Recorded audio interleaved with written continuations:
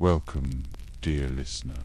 Tonight we follow a gentle path through fields of golden light, across the sighing winds of Olympus, and down into the shadowed halls of the underworld.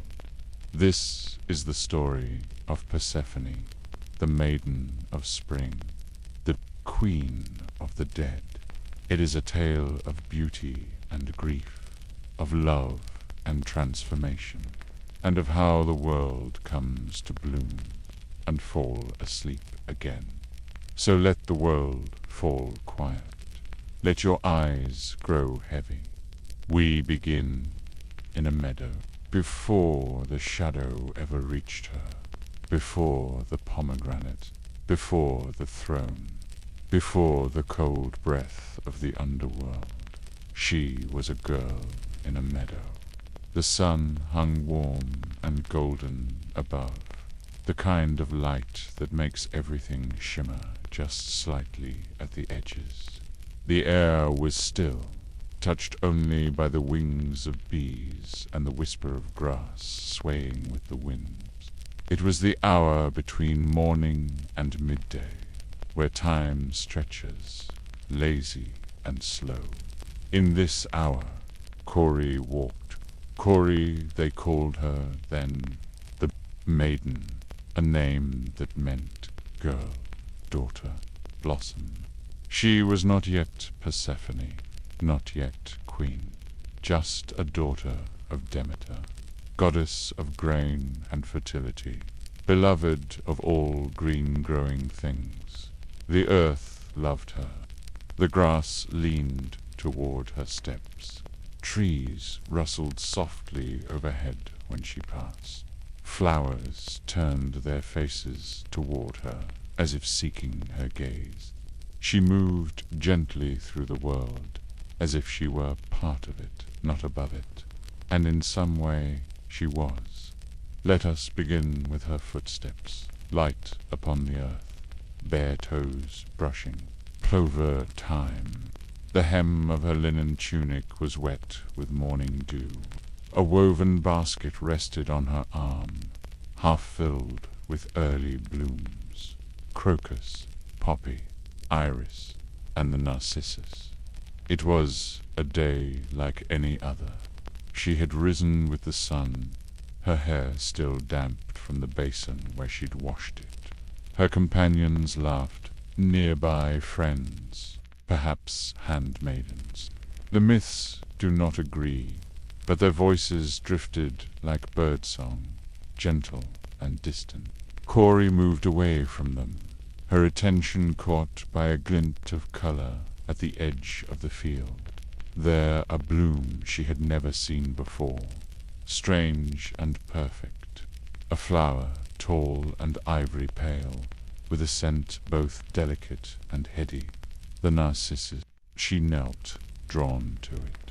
Her fingers reached for its stalk, and then the world changed. What happened next was sudden, and yet, in the language of myth, it was always going to happen. A destiny seeded long before the meadow ever bloomed. The ground split open. The green grasses buckled and folded. The soil gave way, and with a low thunder of cracking stone, a chariot surged forth, golden and terrible, drawn by black horses whose eyes burned red as rubies. The air went cold. The light dimmed dot from this crevice in the world. The god Hades emerged. They say he took her. They say he seized her waist and lifted her into the chariot. They say she screamed, or that she was silent, or that her mouth opened but no sound came at all. Myths differ. Stories fray at the edges. But the petals dropped from her basket and lay scattered on the grass. And just as swiftly as it came, the chariot vanished. The crack in the earth sealed itself, leaving only bruised grass and a trembling silence. Let us pause here. This is the moment that hangs heavy in every retelling, the moment of loss, of descent, of change. But the meadow is still warm, the wind still soft. The sun does not yet understand what has happened. In that emptiness we may wonder, who was she, this girl? What did she see in that strange flower? Why was she chosen? To the mortals who told her story by firelight and by moonlight, Kori was more than a goddess. She was the embodiment of transformation, not just from life to death, but from childhood to womanhood, from innocence to awareness, from surface to depth. And that moment in the meadow was the edge. The girl, Persephone, though she does not yet carry that name, is not merely picking flowers. She is exploring a threshold. This is a ritual, a foreshadowing.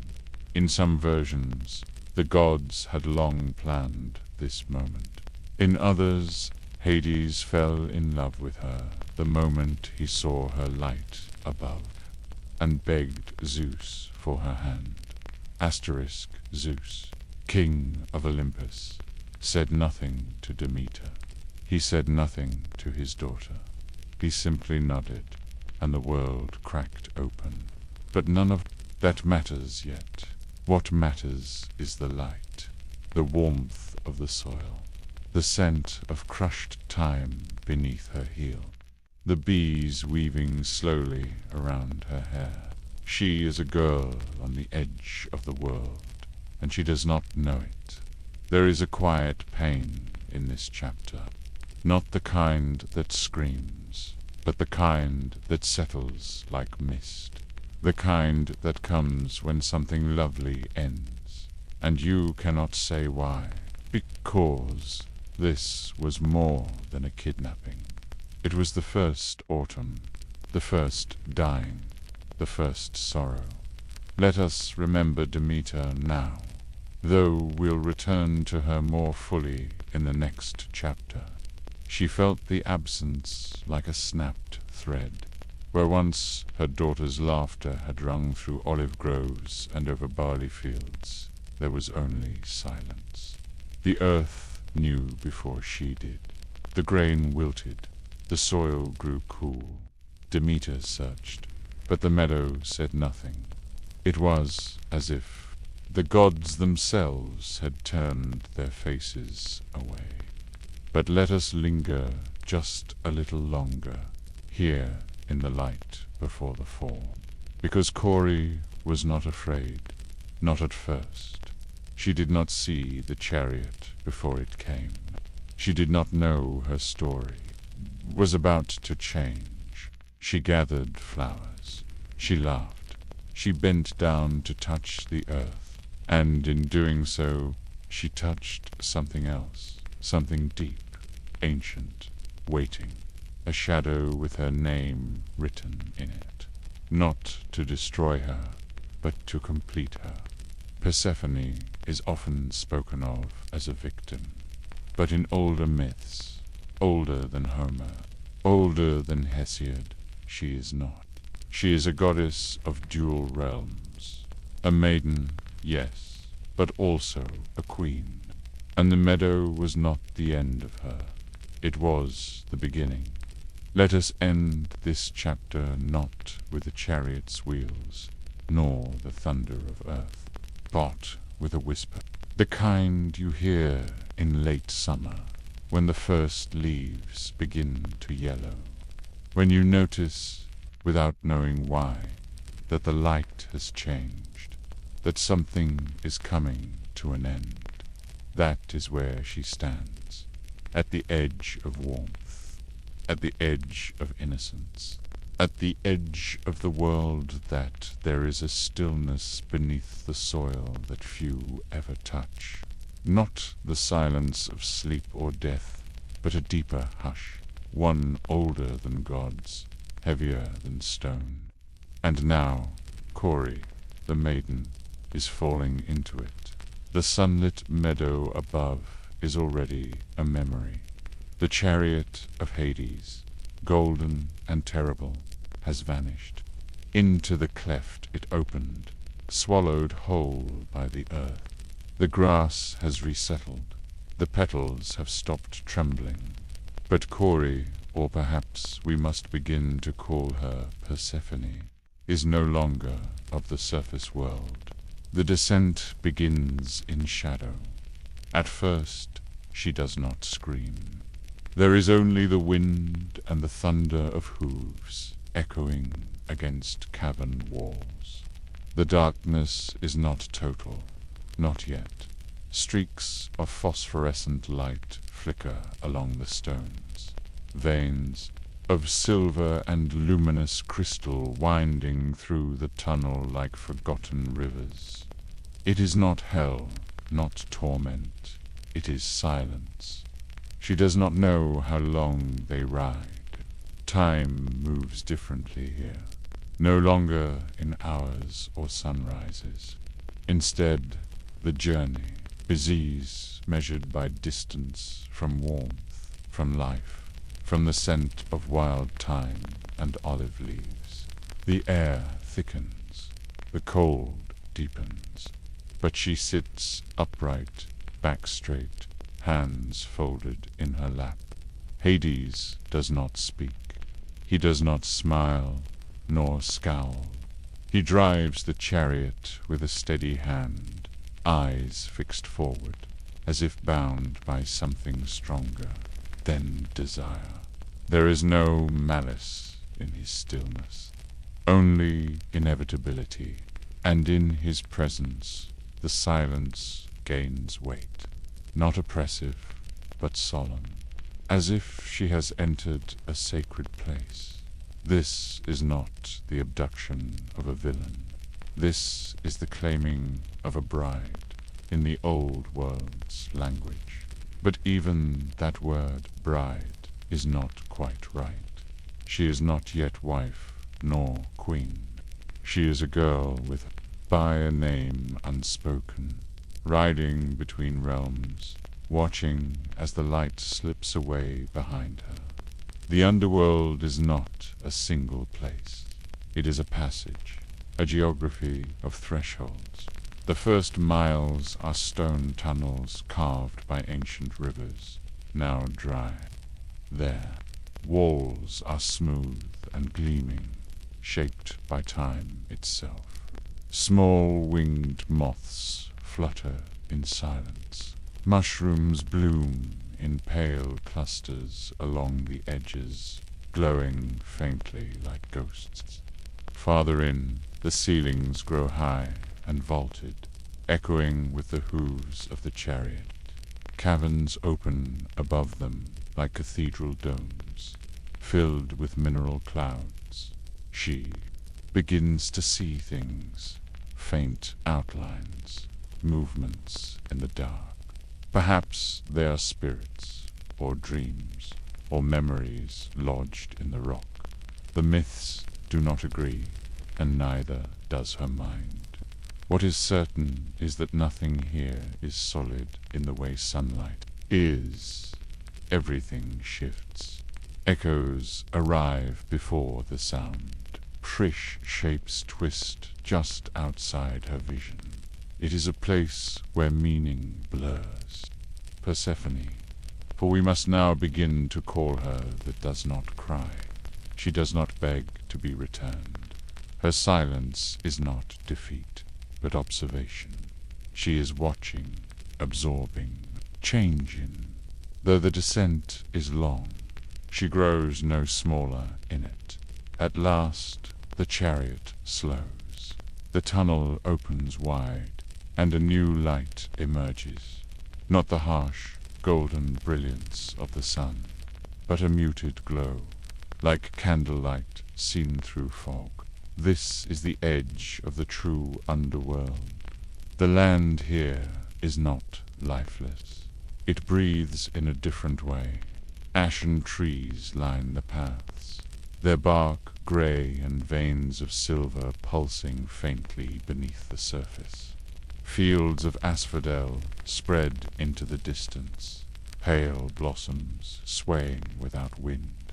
A quiet river runs through it all, its waters black as ink but smooth, reflecting light like a mirror. It is the river Lethe, the river of forgetting. Spirits gather along its banks in soft clusters, murmuring without words. The dead are not in pain here. They are not screaming or weeping. They are wandering gently, as though in a dream they've accepted. Their forms are translucent, their outlines vague. Some carry the shape of youth, others old age, but all are weightless. They turn toward Persephone as the chariot passes, but without recognition.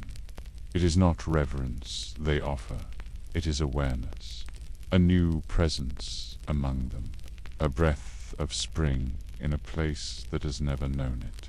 The palace of Hades rises from the center of this realm, not a castle of fire, but a structure of obsidian and bone, carved into the rock of the underworld itself. Its walls flicker with faint blue light. Torches burn low in sconces, casting long shadows that move of their own accord. There are no guards, no gates. Nothing here needs protection. Who would invade the land of the dead? The chariot stops. The horses exhale smoke. Hades steps down and offers his hand, not forcefully, but with ceremony. Persephone places her fingers in his. Her skin is pale now, not with fear, but with the absence of sunlight. She steps onto the stone with quiet grace. She is led through echoing halls, past fountains that trickle with dark water, past statues of ancient gods whose names have been forgotten even by Olympus. The air hums low, like a distant hymn sung by 1,000 voices. There are rooms without ceilings, where stars unfamiliar to the surface sky spin slowly. There are gardens of stone and crystal, blooming with silver vines and black roses that open at night. She is shown these things not to distract her, but to welcome her. In some versions of the myth, Persephone resists. In others, she listens. And in some, she speaks to Hades as an equal, not as a prisoner, but as someone who understands the weight of sovereignty. There is something in the underworld that stirs her, not with fear, but with memory. Something ancient in her blood responds to the echo of stillness. She is not made of spring alone. She has always had shadow in her bones, and here she begins to remember that. When Hades offers her a seat beside him, it is not a throne of conquest. It is a place of decision. He does not force the crown upon her. He waits. She walks through the palace in silence, her bare feet echoing against the stone. Her fingers graze the edges of pillars, feel the coolness of marble, the coiled handles of braziers lit with blue flame. The underworld accepts her without questions. It does not shrink from her warmth. It does not clutch at her presence. It simply receives. The silence deepens. At some point, she sleeps, perhaps for a moment, or perhaps for days. Dreams come, not of meadows, but of deeper things, roots and bones, seeds buried in cold soil. She dreams of the world beneath the world, and when she wakes, she is not quite the same.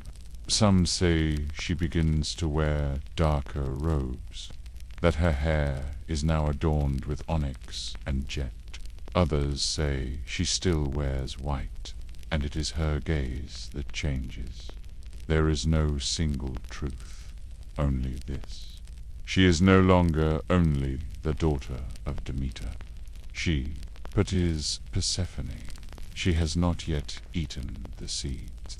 That comes later, but she has begun her transformation. Her silence has become a presence, her stillness a kind of sovereignty. The underworld recognizes her. Its shadows wrap gently around, bind, but to embrace. Hades watches from a distance. He does not celebrate. He does not demand. He waits as the realm shifts ever so slightly around her. There is no sunlight here, but there is light. There is no growth, but there is rhythm. The dead move with a quiet grace, and now she walks among them, not as a guest, but as something more. She listens to their stories, the fragments they carry, the moments they no longer fully remember. And she gathers these like she once gathered flowers dot above. The world has begun to notice her absence. The grass fades.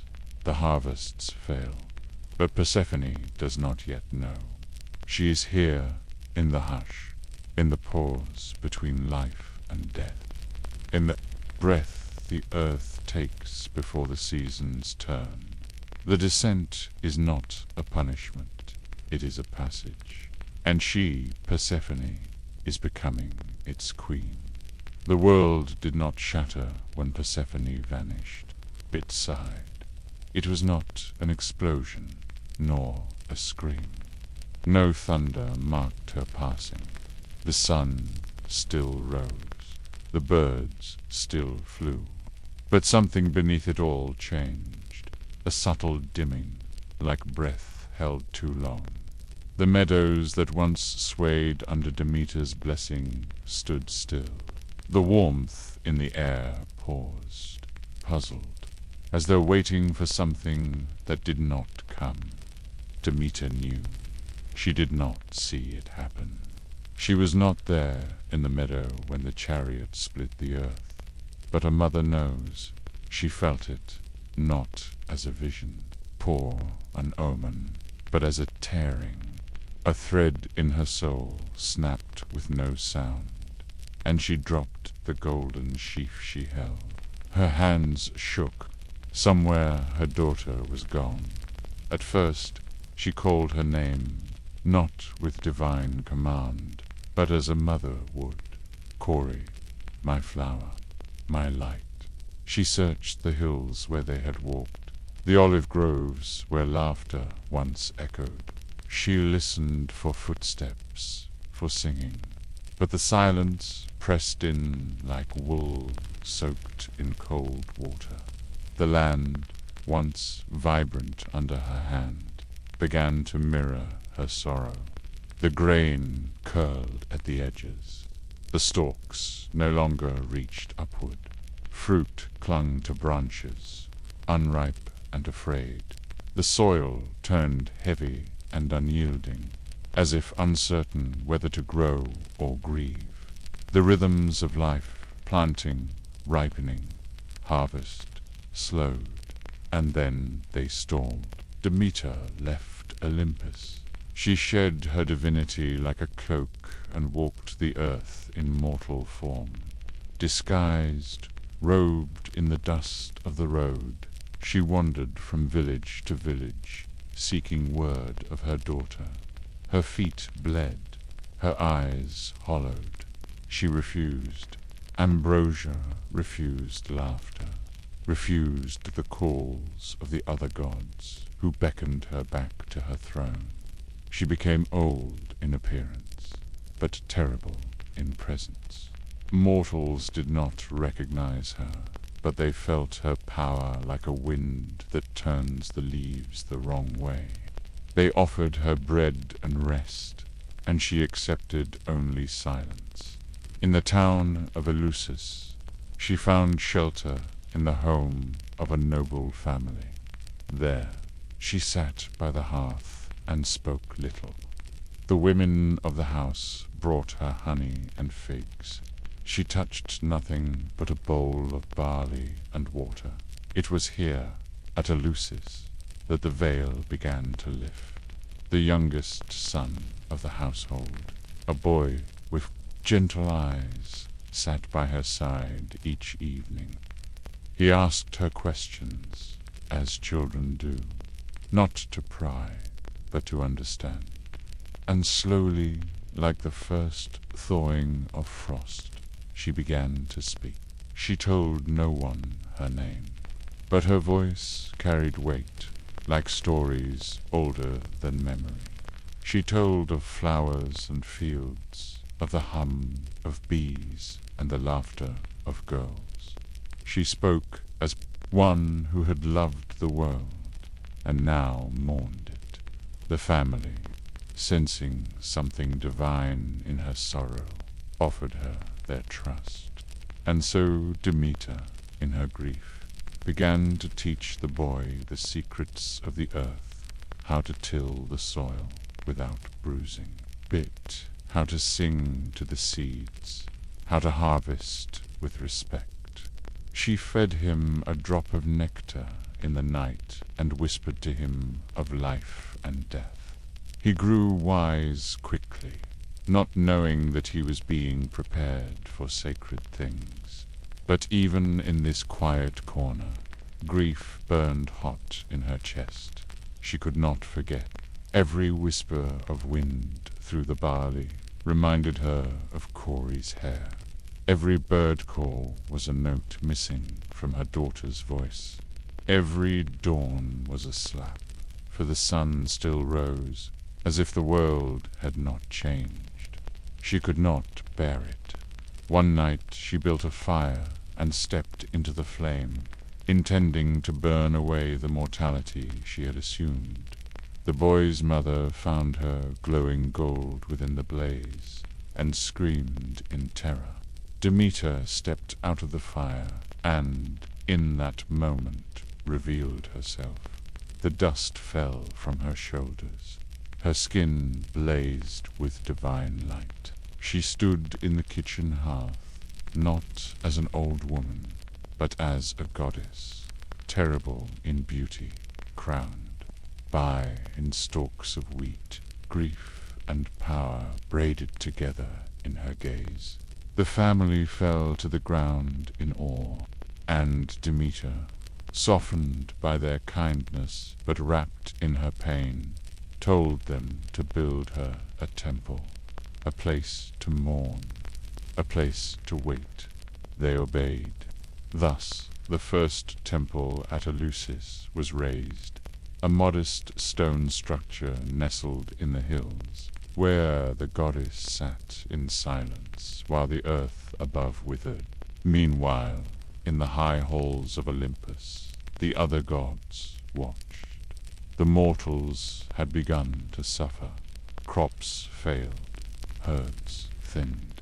The rains came too soon, or not at all. The people lit torches in the fields, sang prayers that fell flat. Hunger arrived. With the precision of winter, death followed behind. Zeus, lord of the skies, frowned from his golden throne. He had approved the union between Hades and Persephone, believing it would strengthen the bonds between realms. But he had not counted on the mother. He had not counted on the earth's refusal to thrive without her blessing. Hermes, ever the messenger, was sent to speak with Demeter. He found her at Eleusis, seated on cold stone, a crown of straw and sorrow upon her head. He bowed low and offered apologies. He spoke of compromise, of order, of divine plan. He offered reassurances that Persephone was safe, honored, even exalted. Demeter did not rise. Her voice when it came, was soft as falling ash. She did not rage, she did not accuse. She simply said, "Until my daughter is returned, I will not let the world bloom." The gods debated. Some argued that Persephone had eaten the food of the dead, and so could not return. Others pleaded for the sake of balance. Mortals were dying, not by war or fire, but by stillness. The stillness of fields that would not yield, of orchards that bore no fruit, of wombs that refused to swell. The world was grieving with Demeter. At last, Zeus relented. He sent Hermes again, this time down into the underworld. The journey was swift, and the underworld welcomed the god of travelers. Hermes found Persephone seated quietly beside Hades, her face calm, her gaze distant. She was not the girl she had been. There was gravity in her stillness. She held no crown, but her presence commanded the shadows. Hermes bowed and explained. The world above was dying. Demeter mourned. The cycle had broken. Persephone listened. Her fingers rested on the arm of her seat. She did not smile. She did not weep. She simply nodded. But when she stood, something glimmered on her lips. The seeds. In her time below, she had eaten the food of the dead, 6 ruby-red pomegranate seeds. Not in hunger, but perhaps in ceremony, or in curiosity, or in choice. This was important. Those who eat of the underworld are bound to it. It is not a prison, but a pact. And so, a compromise was struck. Persephone would return to the surface for part of the year, 6 months, or 3, or 9, depending on the telling. During that time, she would live as Corey once had, gathering flowers, laughing with her mother, walking barefoot beneath the sun. But the rest of the year, she would descend once more, not as a captive, but as queen. And thus the seasons were born. Each year, when Persephone returns to Demeter, the world rejoices. Buds burst into bloom. Rivers run freely. The soil swells. With life, Demeter's laughter is the rain, her joy the harvest. But when the time comes for Persephone to descend again, the goddess grieves. Her feet grow still. The fields turn gold, then brown. The wind grows sharp. The trees let go. Autumn arrives. Then winter. And the world, in sympathy, sleeps. This is not punishment. It is rhythm. A myth made of sorrow and grace. Demeter never stops mourning, but her grief becomes ritual, a cycle of absence and return, of love that survives even the underworld. Hera and Persephone, once merely a maiden, becomes something more, a goddess of duality, of growth and decay, of light and shadow. And so we turn, year after year. We plant, we reap, we let go. We bloom, and we fall, and we bloom again. The underworld, tell you how to, is not a place of clocks or calendars. Time does not move there as it does above. It flows in eddies, in echoes, in dreams. And yet, even in that land of shadow and stillness, something begins to stir when the time of return draws near. Persephone feels it first, not as a command or summons, but as a soft tug somewhere deep inside, like the pull of tide on moonlit water and knowing, older than thought, that it is time. The soil of her spirit shifts. A faint warmth flickers in her chest. She walks the black gardens more slowly. Her fingertips brush against stone blossoms, already preparing to close. The realm responds to her restlessness. The asphodel dims. The torches flicker with shorter breath. Even the spirits begin to drift differently, their paths curling like leaves before wind. The queen has not spoken yet, but the underworld already knows. She will soon be gone, and Hades, he watches her as he always does, not with possession, but with solemn understanding. He does not ask her to stay. He does not remind her of pacts or seeds or duty. He simply walks beside her one last time, through the halls of obsidian and silence. At the threshold between realms, he pauses. No kiss, no command, only a parting glance, the kind shared between two who know they will meet again and again and again, as long as the earth turns. Persephone steps away. She rises not like a mortal climbing stairs, but like a seed cracking open in dark soil. Slowly, inevitably, there is no single stairway between the underworld and earth, no golden road. Her ascent is something stranger, something symbolic. She does not walk through stone tunnels. She rises through the breath of the world itself. As she climbs, the soil begins to change. Black turns to brown. The scent of mineral gives way to the scent of root, then bark, then green. Her skin grows warmer. Her hair catches light. She exhales, and it is no longer mist, but breath. And somewhere above, Demeter wakes, that it begins not with a shout, but with a tremor in her heart. She has felt this before. A flutter of joy so sharp, it feels like pain. She steps out from her temple at Eleusis and lifts her eyes to the sky. The clouds are beginning to lift. The air smells different. Not spring yet, but the idea of spring. She knows. The world begins to respond to her joy. Shoots of green break through frost-hardened ground. Buds swell on branches. Birds return, first in twos and threes, then in flocks. Rivers murmur with renewed voice. The soil sighs, and then, in a clearing warmed by the first real sunlight of the season, Persephone emerges. She does not rise like a phoenix.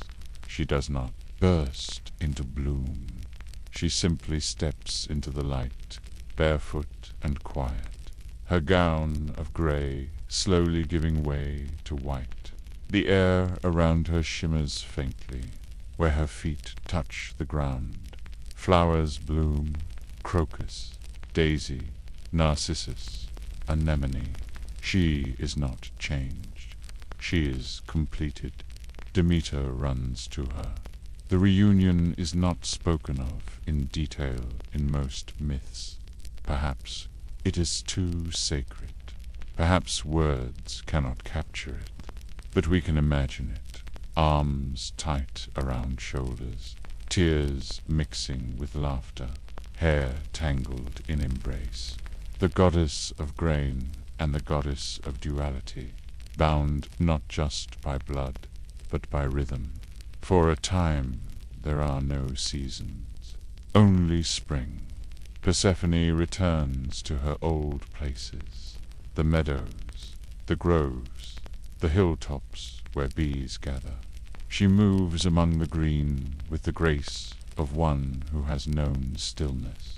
Her gaze is softer now, but deeper. She knows things she did not before. Death, yes, but also longing, patience, memory. She does not speak much of the underworld. When asked, she says it is not as mortals imagine. It is not fire and screams. It is quiet, ordered, full of stories. She speaks of rivers that remember, of flowers that bloom without sunlight, of shadows that do not hunger but wait. She does not call it home, but neither does she deny it. It is hers, a part of her. The mortals celebrate her return in subtle ways. They bake with honey again. They sing songs while sowing fields. They light candles in windows when the days grow longer. They do not know her face, but they feel her presence in the lightest winds, in the sudden blush of tree bark, in the scent of turned soil. Demeter walks among them, again, regal and glowing. Her robes no longer hang in grief, but trail behind her like woven sunlight. She visits temples, accepts offerings of bread and olive oil, and teaches the rhythms of harvest once more. But always, there is the knowing.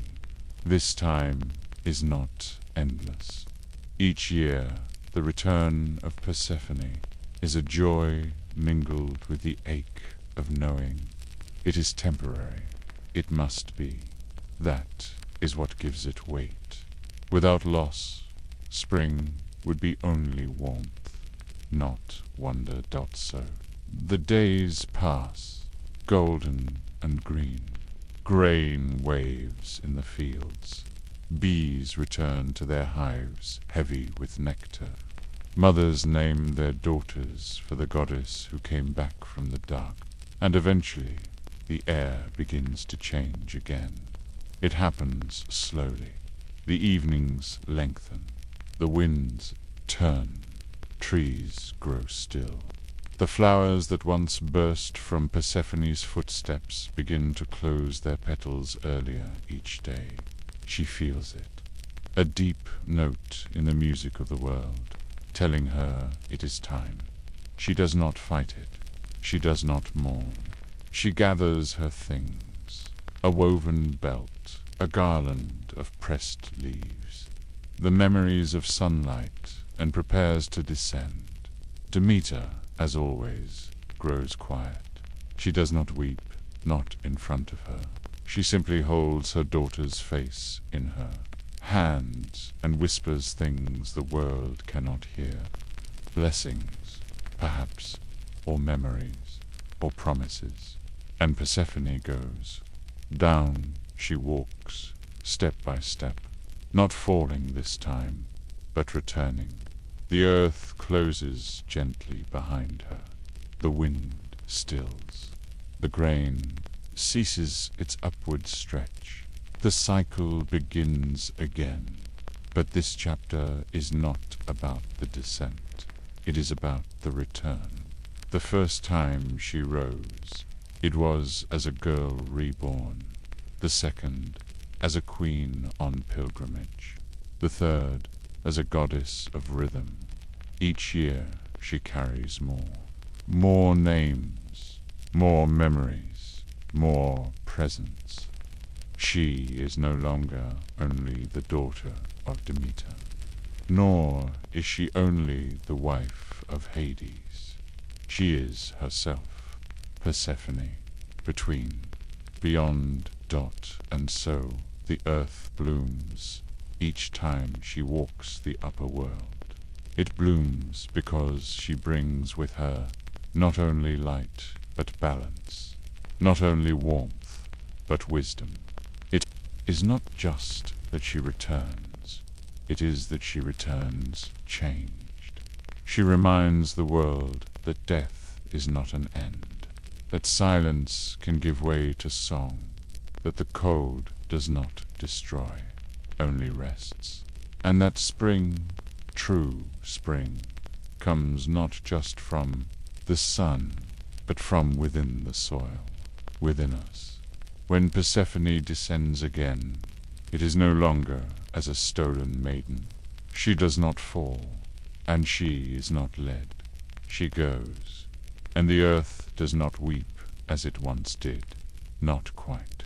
It sighs, yes, and the trees begin their stillness, and the winds return to the north.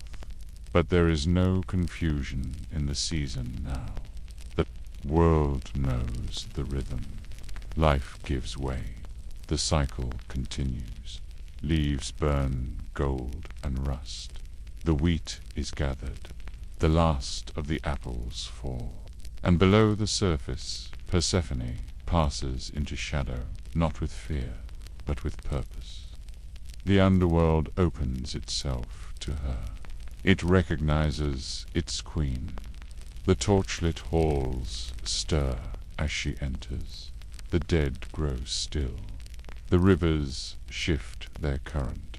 She does not dress in bridal white now. Her robes are darker, not black, but deep and earthen, plum, ochre, bronze, garnet. Her crown is of laurel and iron. Her eyes, once full of spring, now carry the patience of stone. She walks without announcement. She is already expected. In the palace of the dead, she resumes her throne beside Hades, but she is no consort. Her seat is equal in height, carved not with chains or flame, but with vines and serpents, seeds and wings, symbols of change and permanence. Hades nods to her. He does not rise. He does not need to. Between them, there is no contest. Only balance, dot, and she governs. This is a realm not of cruelty, but of judgment. The dead do not scream. They are guided, weighed, given rest. Persephone listens to them. Not all, not at once, but many. She walks the banks of Lethia and hears the quiet hum of forgetting. She visits the fields of asphodel, watches the dead wander like dreams made flesh. Some approach her, unsure, remembering dimly the stories of a goddess of flowers. She speaks to them gently. Her voice is low, resonant, like a harp strung with night wind. She does not promise comfort, but she offers presence. There are trials in the underworld, the scales of justice, the questions asked at the gates, the soul stripped of its names. Persephone does not preside over them with glee, but with necessary grace. She is not a punisher. She is a witness, a keeper of the threshold. Her gaze sees beyond guilt and into cause, into pain, into the invisible threads that tie one life to another. She understands what it is to have multiple names. She understands what it is to change. There are gardens in the underworld, secret and strange, not lush, but alive in a different way. Stone roses that bloom only in silence, mushrooms that glow faintly like breathing embers, pale vines that grow along the ceilings of the deeper caves, feeding on stillness. These are Persephone's garden. She tends them with a different touch than the fields above, slower, more reverent. She knows what grows in darkness. She respects it. The dead do not fear her. They wait for her. Some see her only once, in passing, and feel a warmth they forgot existed. Others remain near her palace, drawn to the pulse of her presence. She is not maternal. She does not cradle or sing lullabies, but her steadiness comforts them. She is something solid in a place where memory shifts like mist. She is anchor, she is promise. The underworld is vast. It has rivers and valleys, caves and corridors. Not all of it is known, not even to its rulers. There are hidden rooms, long-forgotten tombs, gates that creak open for no clear reason. Persephone explores these places slowly, over years, over centuries. She finds inscriptions carved by ancient hands, symbols of rituals lost to the surface. She studies them not as a scholar, but as one who inherits. She listens to what they remember. She teaches the lessons to those who will listen to the silent ones, the shadows, the future gods. There are visitors. Occasionally, a living soul braves the underworld, a hero, a poet, a grieving parent. They come seeking something, a lost lover, a song, a second chance. Persephone meets some of them. She listens to their pleas. She weighs them not only with justice, but with mercy. Sometimes she says no, sometimes yes, but never lightly. She knows what it is to leave. She knows what it is to return. There are seasons in the underworld too, though not like the surface. They are marked not by heat or leaf, but by sound, by color, by silence. There are months when the lethe runs slower, when spirits grow more reflective. There are festivals of a kind, rituals of remembrance. Days when the dead are invited to speak their names aloud and be heard. Persephone presides over these rites with dignity, her hands raised in blessing, her voice like the whisper of falling ash. And yet, always, the knowledge hums beneath her days. She will rise again. It is not an escape. It is not a reward. It is a rhythm. She is no longer torn between worlds.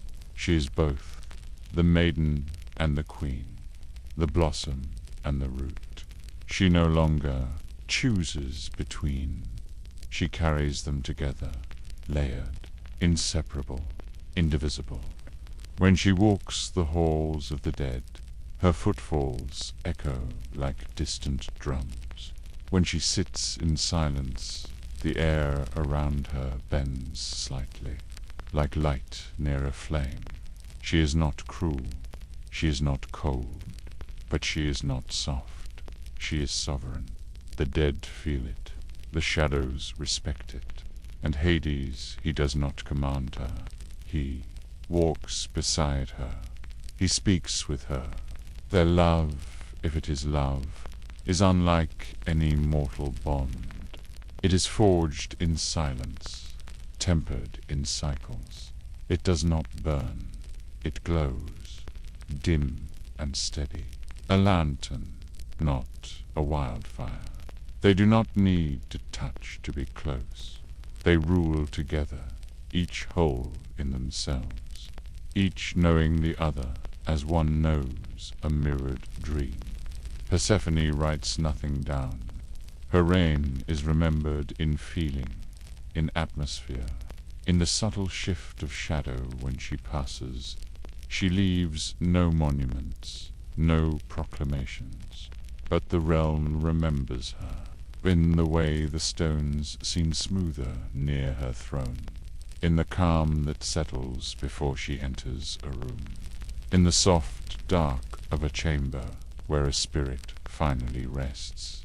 She is not the goddess of death that belongs to others, but she is the goddess of its dignity, its stillness, its memory, and its return. Above, the world turns.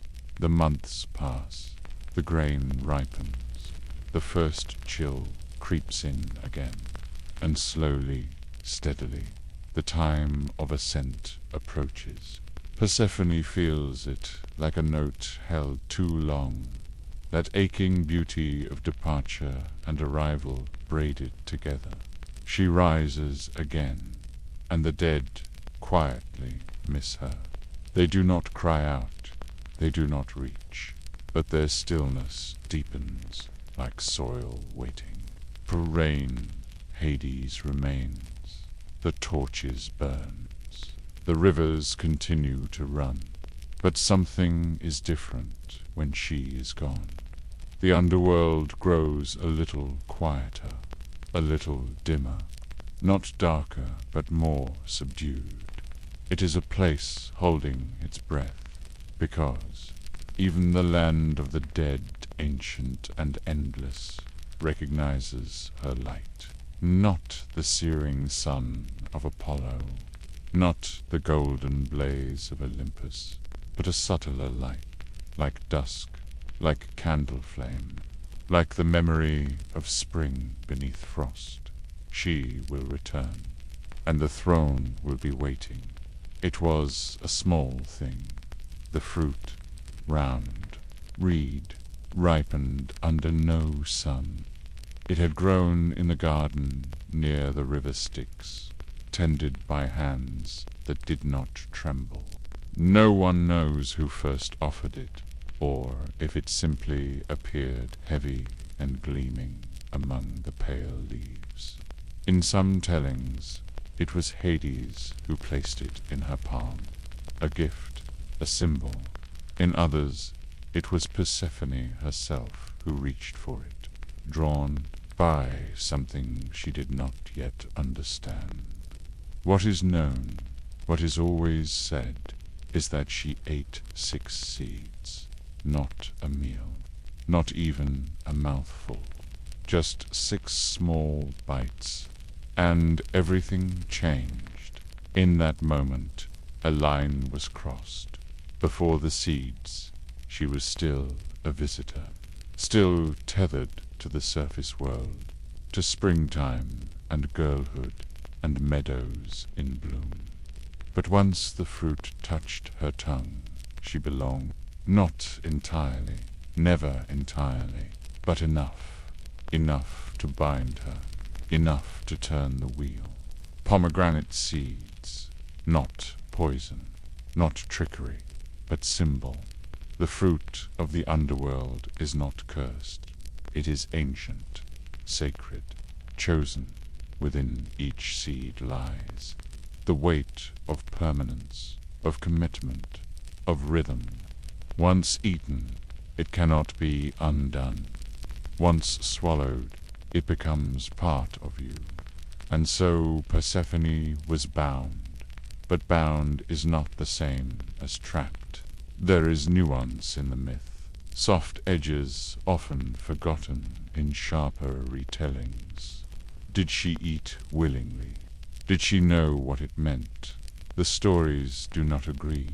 Some say she was hungry, others that she was curious, still others that she knew fully what the seeds would do, that she chose them, that she accepted her place. Perhaps all of it is true. Perhaps that is what makes her story eternal, not clarity, but multiplicity. She is not just a maiden taken, or a queen enthroned. She is both. She is not simply a victim, nor purely sovereign. She is the seed-bearer, the one who remembers, because the seeds are not only a contract, they are memory. Each time she returns to the underworld, the taste is still on her tongue. Sweet, sharp, red, not like surface fruit. Something deeper, the flavor of shadow, of echo, of knowing. They carry the weight of what she has seen, the silence of the dead, the roots of grief, the still pulse of stone. They remind her. And when she rises again each spring, she brings that memory with her. It lingers in her smile, in her gaze, in the way her hands hover for a moment before touching a flower. She does not forget. Even in sunlight, she knows what lies beneath. She sees the soil not just as a bed for growth, but as a gate. She understands that bloom and decay are partners, that beauty is more than surface, that life, true life, includes its end. The seeds are her anchor, her offering, her pact, and they are her power. Without them, she might have remained a daughter, cherished, yes, but incomplete. With them, she becomes herself. She becomes Persephone, not Cori, the maiden of springs, but the woman who has walked both realms and woven them into her skin. There are altars, even now, where her name is whispered beside the fruit. Women leave pomegranate seeds in bowls, carved of stone or shell. Some eat one, some 6, some none, but press them into the earth and wait. They do not all know why they do it, but they feel it, the resonance, the echo of choice, because the pomegranate, like Persephone, is a symbol. Both life and death. Split it open and it bleeds like a heart. Count its seeds and lose track. Too many to hold, too many to forget. Its skin is thick, its center secret. It must be broken to be tasted. It is not soft, but it is sweet. And so the myth continues. Persephone eats, she remembers. She descends, she returns, again and again, and each time the world turns with her. The seasons unfurl like petals. The fields wake, then sleep. The trees release, then reach. The people mourn, then sing. And somewhere beneath it all, the seeds wait. They are more than fruit. They are promise. They are wisdom. They are the knowledge that everything, even joy, must be held lightly. That nothing gold can stay, but all things return. Some say the seeds are 6 months, others 6 aspects, pool of the soul. Some say they mark the points on the wheel of life, others that they are mirrors, fragments of her that stay below while she rises and reunite when she returns. Still others say the seeds are keys, opening doors within her to sorrow, to strength, to sovereignty. Persephone does not explain. She does not need to. She lives it. She carries the seeds inside her now. Not physically, no need, but symbolically, spiritually. They are part of her, in her footsteps, in her silence, be in the way she does not flinch from either shadow or light. She is the only goddess who moves freely between realms, not in defiance, but in balance. And that is the secret of the pomegranate. It is not about captivity, it is about integration. The seeds do not trap her, they transform her. They give shape to her story. They define the rhythm. They are the hinge on which her myth turns, the red thread, woven through seasons and sorrow and strength. And they offer us a question. What do we swallow without knowing? What memories bind us? What choices do we carry, even when we don't understand them? And how do we walk the line between who we were and who we become? Persephone offers no answers, only a path, a blooming path, a silent path, a path that curves like a vine between worlds. She walks it every year, and we walk it with her in our griefs, in our returns, in the moments we hold both joy and ache in the same breath. The seeds are there, always waiting. And so the maiden walks both worlds, flower-crowned in spring, flame-lit in winter. May her story settle softly around you like snow on earth, a tale of balance, of grief and joy entwined. Good night, traveler. May your dreams be filled with blossoms, and your sleep be deep and kind.